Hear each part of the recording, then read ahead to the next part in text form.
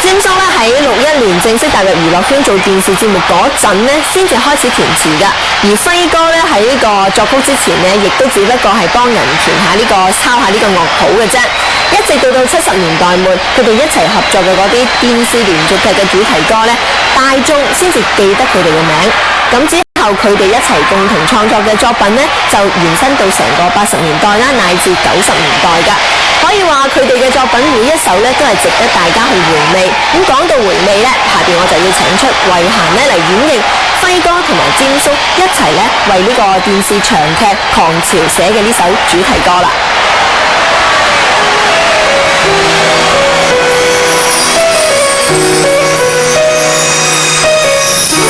是得也是你和我，同相親相愛也相爭，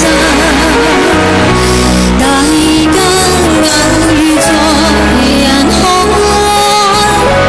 你我不留下，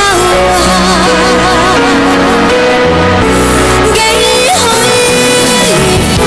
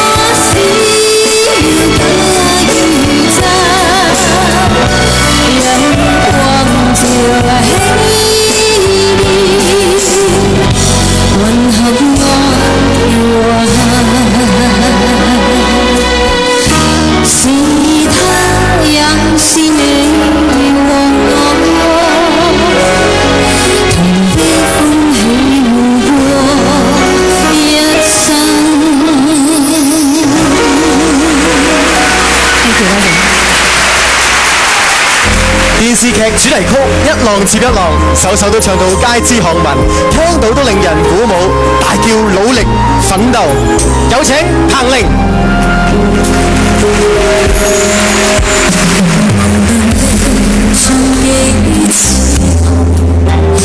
無論受盡多少風霜，無論再要奮鬥幾次，才共你到得彼岸，為你實現萬千美夢，令你樣樣事心願能順，永遠奮鬥到8000次，藏着幸福快樂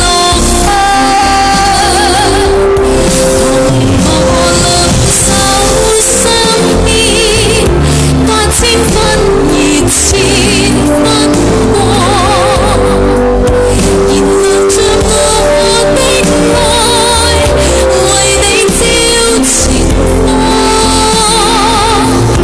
同你披荊斬棘，為你衝破前途路障，獻出千般愛心與痴情，一切都奉上。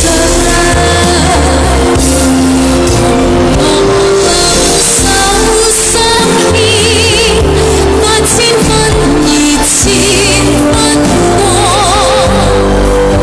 燃亮着我的愛，為你照前方，同你披荊斬棘，為你衝破前途路障，獻出千般愛心與痴情，一切都奉上，獻出千般愛心與痴情，一切都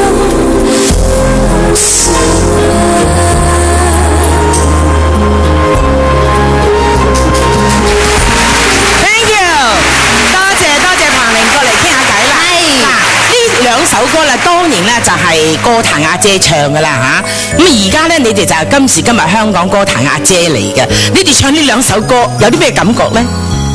慧下你講先啦。我咧就記得咧唱狂潮呢首歌，我聽嗰陣時就真係好似好細個係嘛？咁講咧，我係讀緊書咁啊，夜晚喺度一係食緊飯，一係做緊功課，嗰陣喺度聽嘅。係我好中意呢隻歌，因為呢隻歌咧好即係旋律好簡單，但係簡單得嚟好直接，好聽咁，同埋啲歌詞咧絕對可以寫得出嗰種個劇入邊嘅嗰種嘅故事。彭妮你咧？係啊，其實講起奮鬥呢首歌，我好記得即係好多嗰個劇入邊嘅畫面。咁我諗多得呢首歌，因為一諗起啲歌詞，諗起嗰首歌，諗起呢個旋律咧，咁就已經記得嗰套劇。咁所以呢個係絕對係一個好成功嘅一首主題曲。咁但係咧，我就覺得我同慧嫻咧都出道得太遲啊，冇乜機會咧，真係可以唱一啲詹叔同埋輝哥嘅親手嘅作品。我都有機會真係喺呢度問下佢哋啦，肯唔肯寫歌俾阿彭？唔係詹叔就冇寫過。哇，可以搏撈呢塊嘢一定啦！好啊！嗱，其實咧，阿輝哥同埋黃霑咧寫好多歌啦，咁唱過佢哋歌嘅歌星啊，不下數百位，真係數都數唔晒嘅。但係有陣時好得意喎，當你忽然之間聽到一首歌，你就會記起呢首歌唱嘅歌星係邊個喎？不如咁啦，而家同大家玩個遊戲，我嚟播一首歌俾你哋聽，睇下你哋估唔估到呢首歌原唱者係邊個啦？嗱，俾心機聽下先嚇，1、2、3，去！問你我知否？你追我逐去着紅山我諗咧，屬於係阿輝哥同埋阿詹叔嘅啲 fans 都知道呢一首歌就係《決戰元寶門》裏邊嘅主題歌曲《夢裏幾番哀》。唱歌朋友當然咧就係我身邊嘅呢位戴翠明小姐，掌聲歡迎好嘛！好耐冇見你，華小姐。你好。退出咗樂壇之後咧，有啲咩發展啊？近況點啊？近況就工作忙啦，屋企又忙啦，因為有2個小朋友啦，咁就要俾好多時間佢哋。我哋見到白姐姐已經係一個幸福小婦人嘅。你好後生。